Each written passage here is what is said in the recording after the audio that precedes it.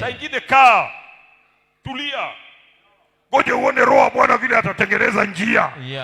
Wanaweza kukuzuia kuhubiri hapa na uende kuhubiri ng'ambo. Amen. Sema amen. Amen. Wanaweza kukuzimazima hapa wakutane na wewe umeinuliwa. Na tunaenda kuinuliwa.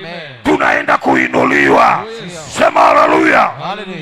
Kuna nasikia kuongea mambo ya kutumikia Mungu, sijui ni kwa nini. Nitaombea vijana wakuwe wahubiri kuanzia leo. Amen. Na mwaka huu nitakuwa nawapea nafasi vijana. Mnahubiri hapa kwa madhabahu. Tuwapea nafasi. Na wewe sio nikupee nafasi uanze kutoroka kwenda kwa makanisa ingine. Kama neema ni ya hapa, neema ikue ya hapa. Tuelewane hivyo. Sio tukuinue utushushe.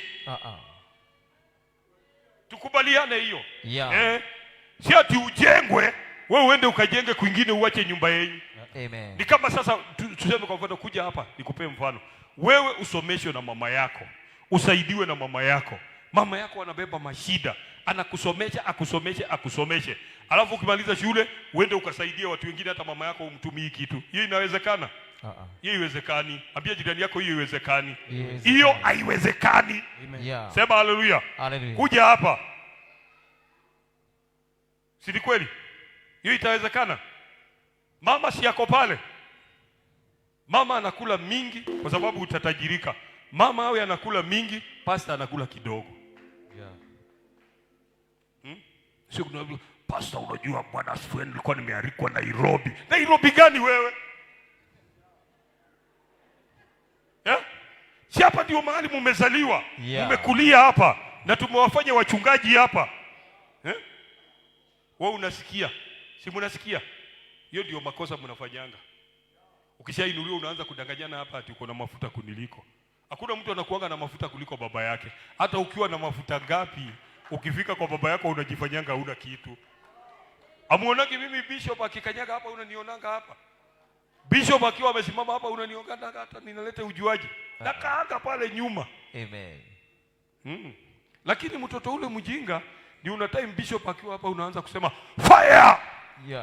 Come on. Hiyo ni ujinga hiyo. Ambia jirani yako hiyo ni utoto hiyo. Hiyo ni utoto.